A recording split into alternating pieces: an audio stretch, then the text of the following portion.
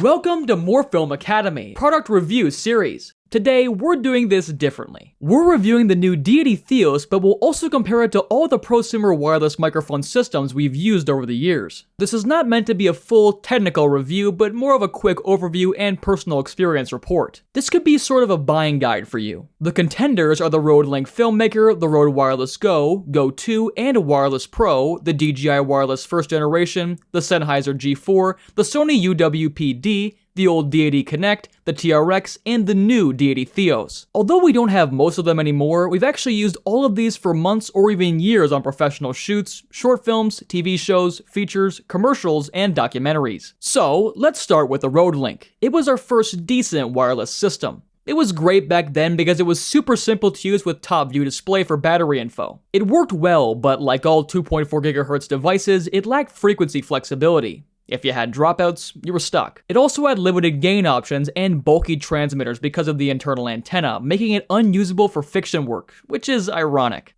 If you're looking into buying the Rodelink in 2024, don't. They're simply not worth it anymore, even used.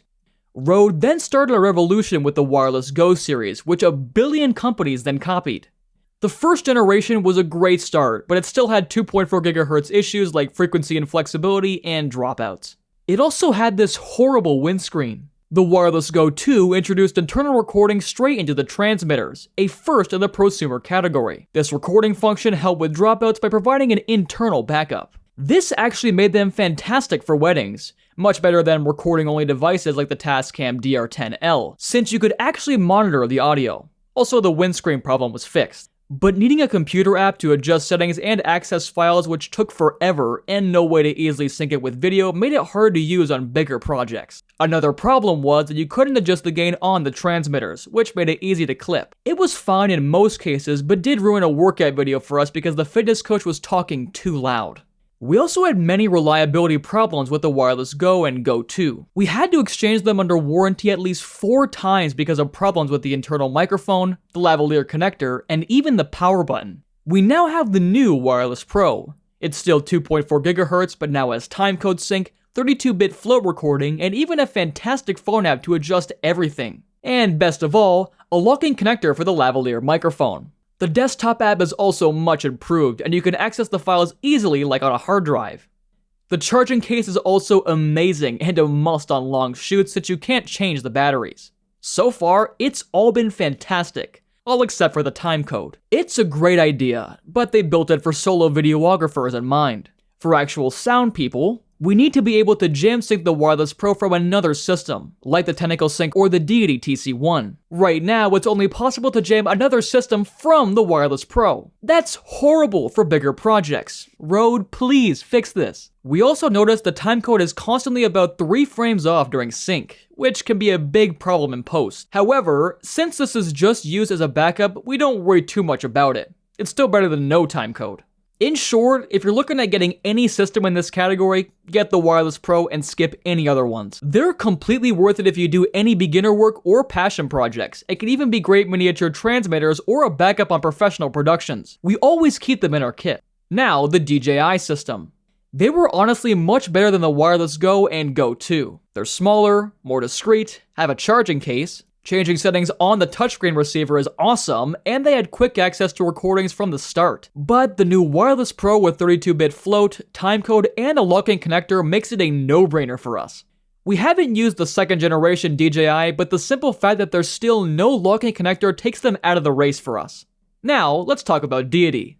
The Connect system was amazing.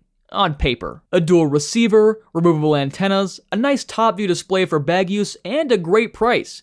We thought, this is it! It's perfect! We actually sold our Sennheiser G3s like idiots and bought the Connect.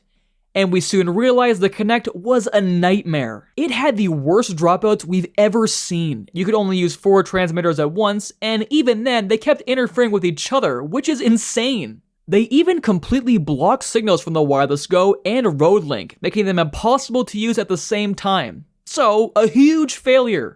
A few years later, they announced a successor, the TRX. Again, it seemed perfect on paper. They could do anything. Transmit, receive, use as camera hops, IFBs, and of course, record internally with timecode. We thought, this is it. It's like the Connect, but the record option will help with the dropout issues. Boy, were we wrong. The problem is that the dropouts are so frequent that it's just a mess to give all of those internal recording files to post-production after a shoot. Timecode was also badly designed. It didn't hold the timecode after you turned them off, and rejamming it required unplugging the microphone and going deep into the menu. So the whole process took forever.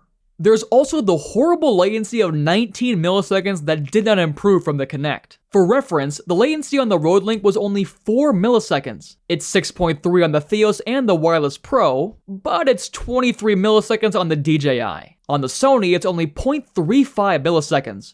Another problem I've had is a high-pitched noise that would just appear in the audio for no reason. We thought it was a ground loop problem at first, but no, it's just cheap components and bad isolation. One last thing, the screen on the transmitters feels super cheap. So, in case it wasn't clear, do not buy them. Even used, they're not even worth it for beginner projects. Now, the Sony UWP-D. Finally, a fantastic, reliable option. If you want to compare it to the G3 and G4 system, it's easy, it's much, much better.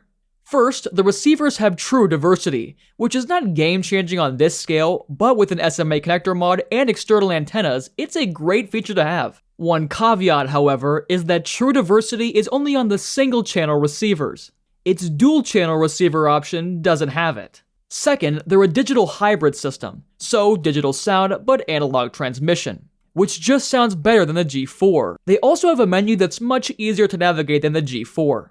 Including a quick access button for scanning frequencies and the awesome NFC pairing capability. The cold shoe adapter that comes with it is also much easier to use. It even has an electronic version to connect directly to Sony cameras without any cables. The battery system is also pretty genius. If you buy extra little caddies like this, you can preload them with AA batteries and change them super quickly.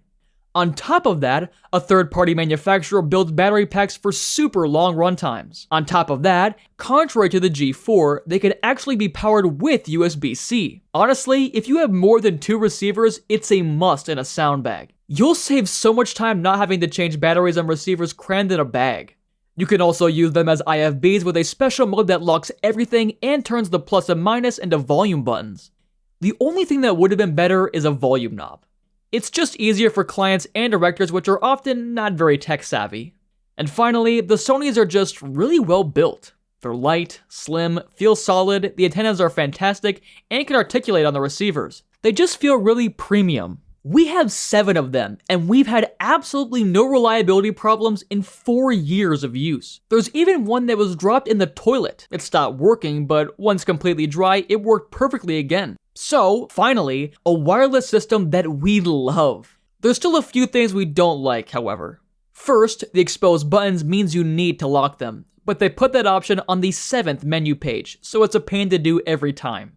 Second, the battery indicator is not accurate with rechargeables. That's a common problem for many devices, but still annoying.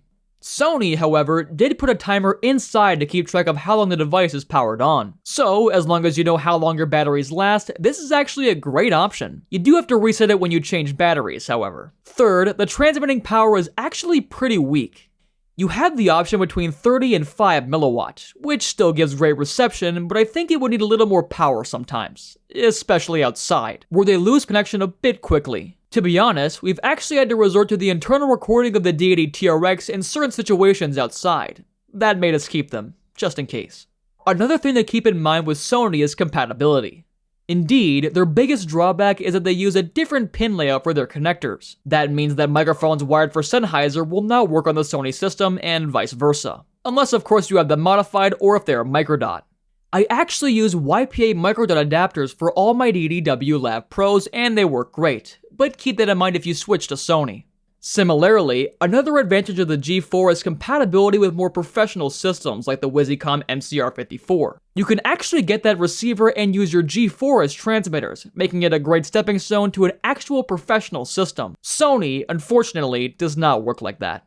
Now, let's move on to the new Deity Theos. When they announced it, we got really scared that it would be another piece of shit like the Connect and TRX. It, again, seemed too perfect on paper.